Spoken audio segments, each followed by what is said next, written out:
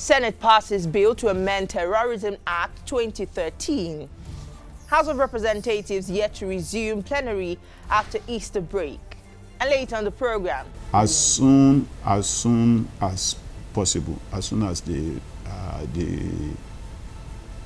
conversion of the conference room to a temporary chamber is completed, which will not take too long because we are conscious of our responsibility to Nigerians to perform our legislative functions. Honorable Wale Raji will tell us why the House of Reps could not resume plenary. You're watching the Hallowed Chambers on TVC News. I am TJ Su Adewi. The Nigerian Senate has passed a bill seeking to amend the Terrorism Prevention Act 2013 and prohibit the payment of ransom to kidnappers in Nigeria. The passage of the bill followed the consideration of a report by the Committee on Judiciary, Human Rights and Legal Matters. The bill was laid by the committee's chairman, Senator Okpeyemi Bamidele, before consideration. The Senate President, after passing the bill, says it will complement the federal government's efforts in the fight against insecurity when signed into law by Mr. President. That the proposed amendment, no doubt, will set standards and regulatory system intended to prevent terrorist groups from laundering money through the banking system and other financial networks. 5, that having policies in place to combat financing of terrorism will surely reduce or eliminate privacy and anonymity in financial and other sundry transactions as it relates to the subject in our society. 6, that the need to comprehensively review the Terrorism Prevention Act arose from the unfavorable ratings of Financial Act Task Force recommendations of Nigeria's Mutual Evaluation Report and consequent placement of Nigeria in FACT's international cooperation and review group process with its impending sanctions on Nigeria's economy. For an act to amend the Terrorism Prevention Act 2013 and for other matters connected thereto 2022 third reading taken, and the bill is passed. Well, congratulations to the Senate for passing this very, very important bill on terrorism. And it is our belief here in the Senate that this bill, by the time signed into an act by Mr. President, will enhance the efforts of this government in the fight against terrorism, kidnapping, and other associated and related vices.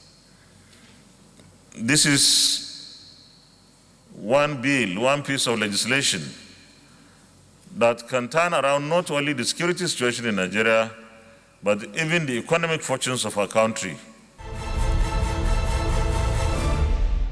More lawmakers will join the ranks of Senator Abdullahi Adamu and a few others who will exit the National Assembly and pick up other responsibilities.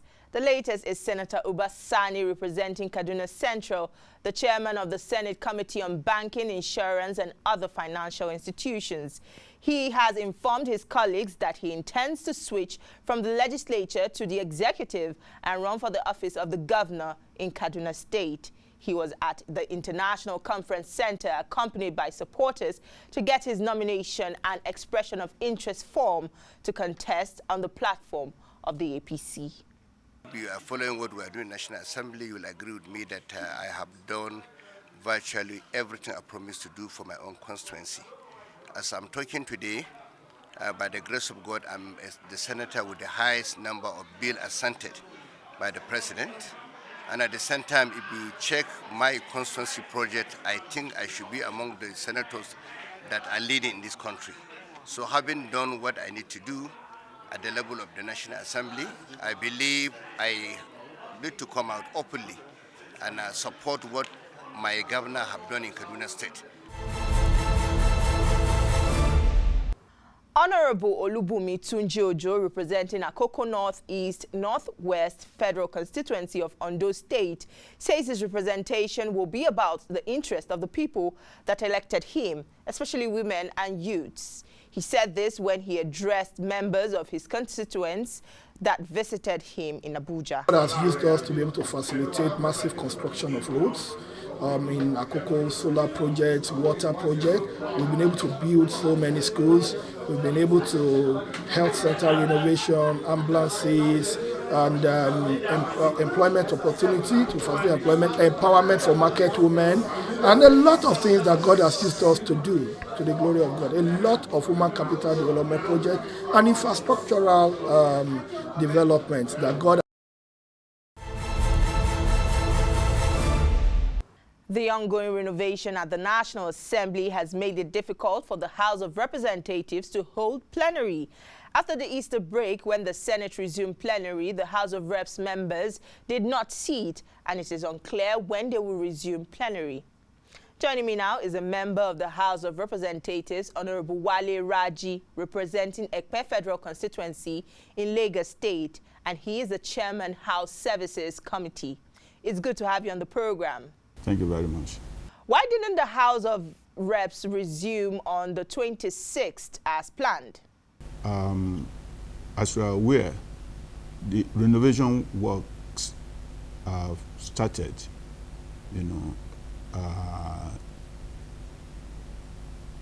at the National Assembly. The building of the National Assembly is currently undergoing renovation. And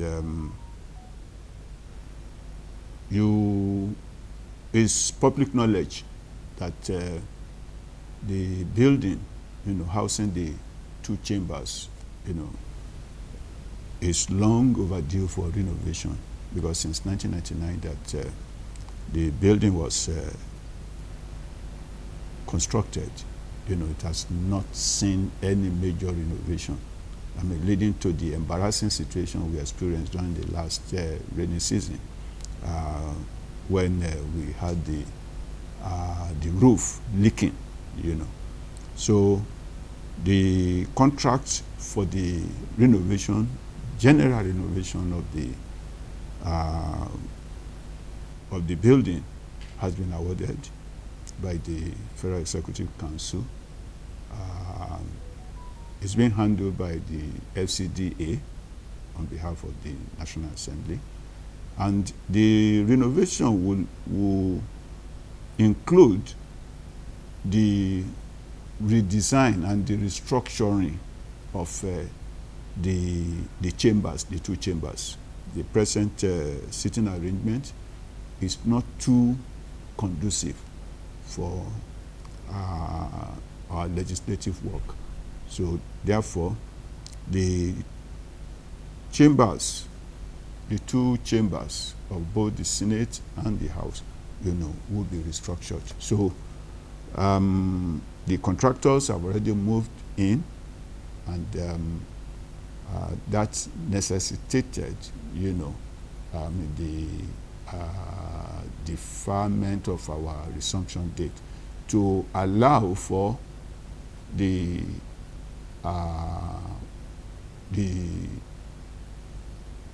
conversion of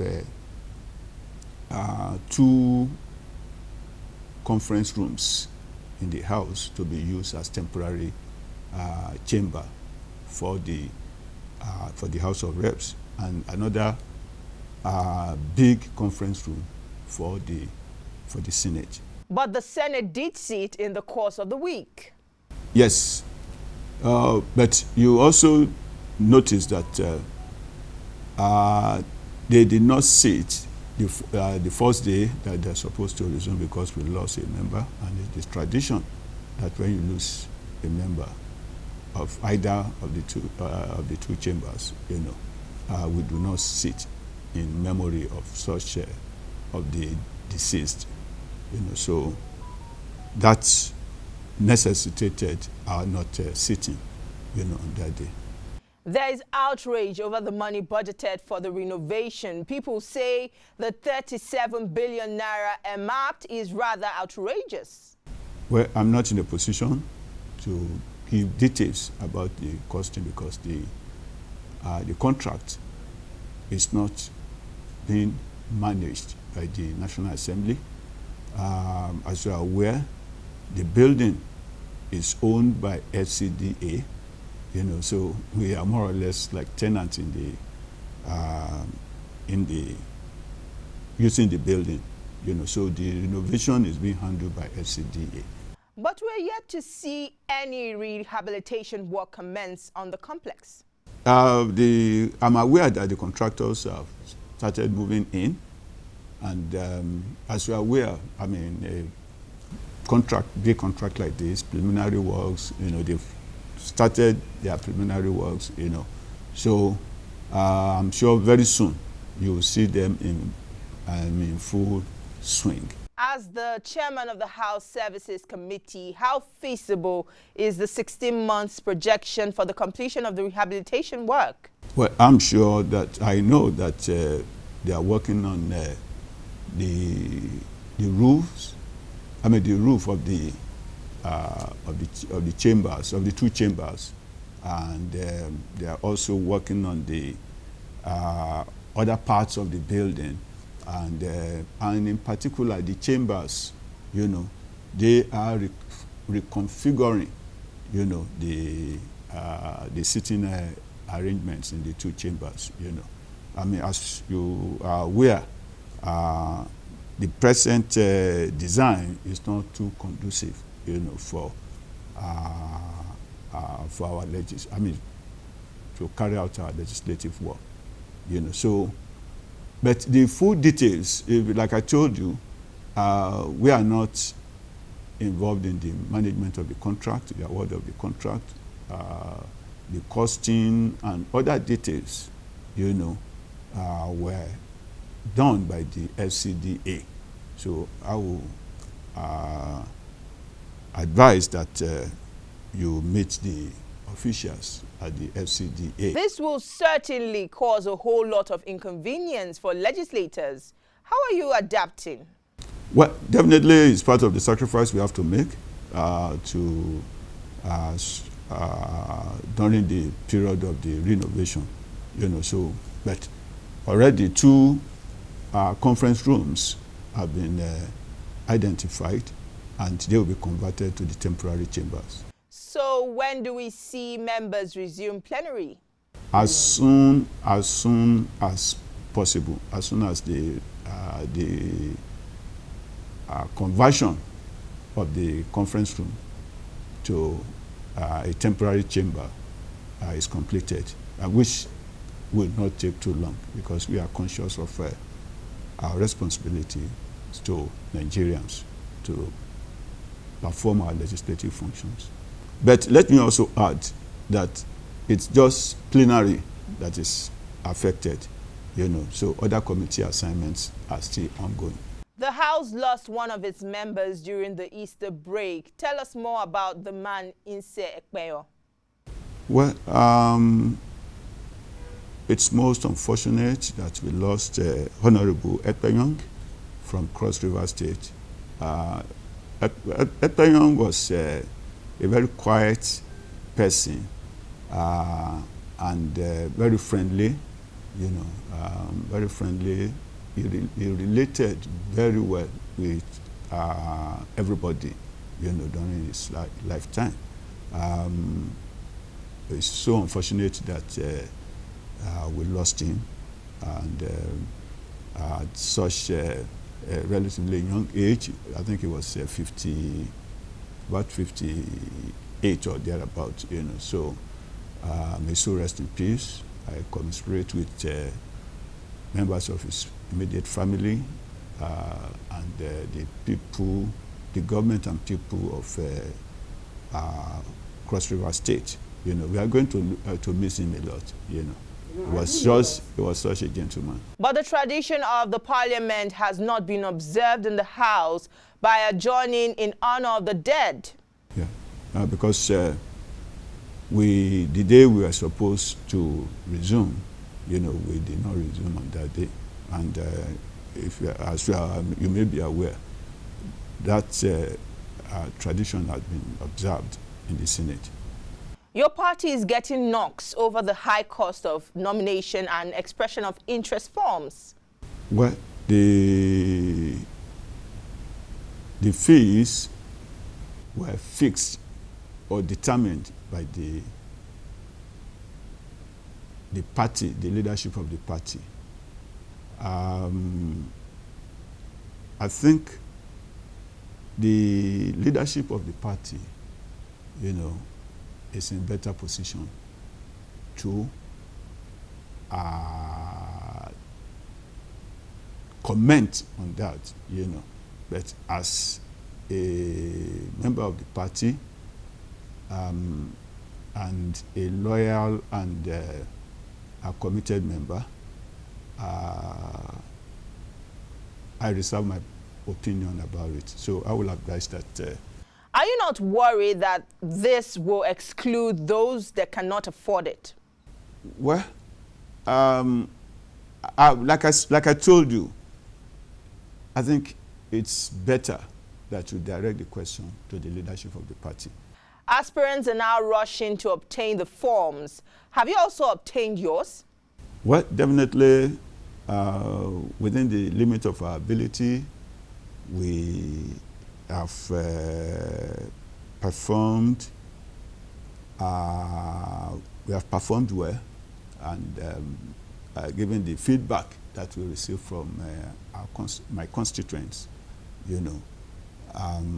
we will be participating in the next primary to elect the candidate for my constituency, and we are very hopeful, and because we have unfinished business, there are projects that we are currently handling that we need to remain in the house to complete, so that they do not become abandoned projects. They are projects that are beneficial, to my constituency. School projects, economic development projects, grassroots economic development projects like markets and whatever. So some of them the construction of some of them are about to start. And it's for this reason that I've been encouraged by the leadership of the party, the community leaders, to seek another term, to conclude all the good work that we started. We have seen a number of ministers aspiring for one office or the other, but they are yet to resign. Is this not a violation of the electoral law? And I'm sure the ministers are known, so you ask them directly. So the position of the law is clear. So, and the party has its position on it. So there are ministers, I think about 2 or 3, that have already obtained forms. So you ask them why they have chosen not to resign. We saw governors issue directives. Why is it not happening at the federal level? Directives have already been issued in many of the states, to members of the state executive council or other political office holders to comply with the law. So if they choose not to, probably you should ask the secretaries to the federal government and the ministers concerned. It's another May Day. Do you think Nigerian workers have reason to celebrate in view of the many challenges confronting the nation? Well, the situation generally, globally, our economic situation is tough. Nigeria, being part of the global village, is not exempted from the situation, the condition. But I know that all hands are on deck to address the problem. And I'm sure, by the grace of God, things will get better. I can only advise them to keep hope alive, So tough time doesn't last, but tough people do. Universities are short as a result of the ASUU strike. How long can Nigeria continue on this path? Well, I think the issue of ASUU strike is becoming a national embarrassment. I will urge the leadership of ASUU to probably look at, it's time for them to review their strategy. I mean, over time, yes, their demands are legitimate. There's no doubt about it. But over time, they've adopted the strategy, the strike strategy, to fight their cause. And it's like, it's the students, the poor students, and their parents that are bearing the brunt, I will, in my own personal opinion, I will advise that there is need for a change of strategy, in fighting their cause.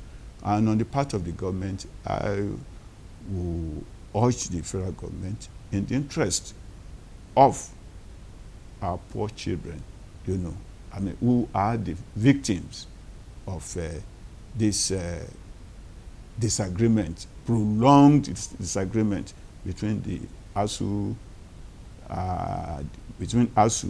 and the government, to find a way out of the situation, such that our children do not continue to suffer, at home.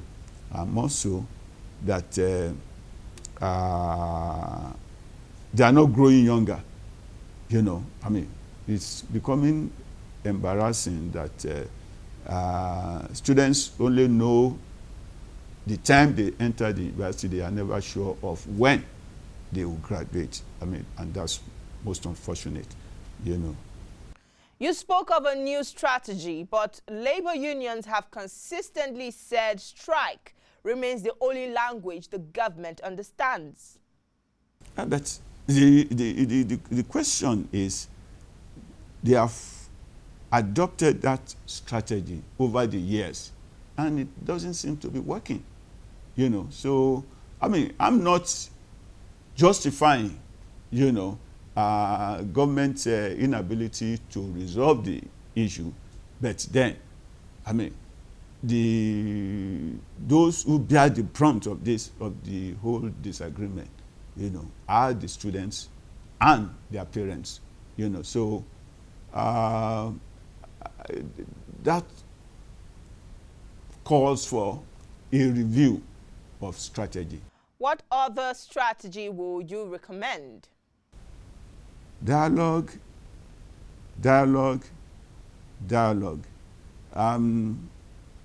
Probably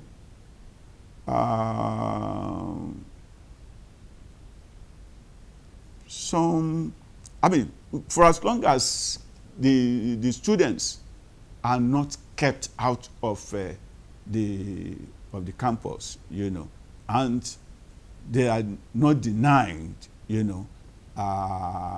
the precious time that they are supposed to use, studying, So it's a very tough decision to really take.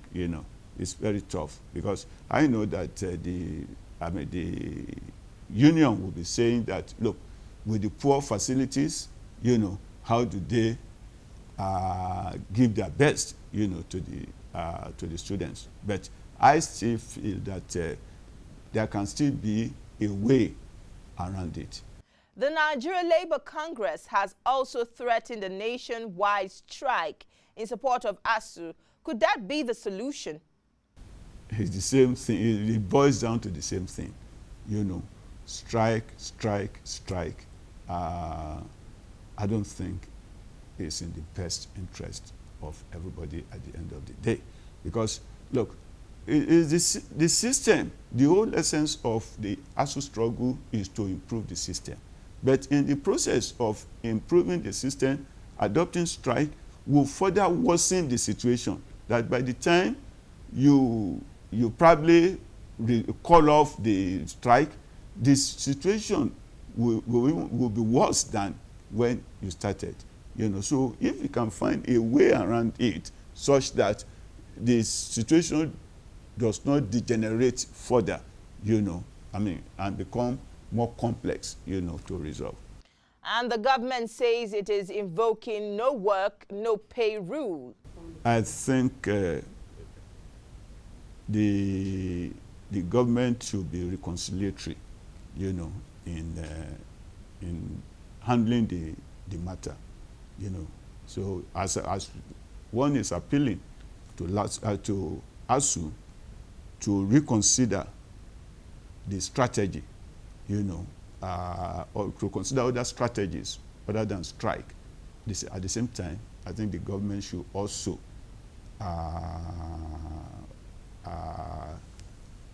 toe the path of reconciliation, you know. That is all on the program this week. You can watch a repeat of this program at 7 a.m. on Sunday. You can also catch up with updates of the Hallowed Chambers on TVC News YouTube channel. Do not forget to subscribe, like, and share. Thank you for watching. I am Tijesu Adeoye. See you next time.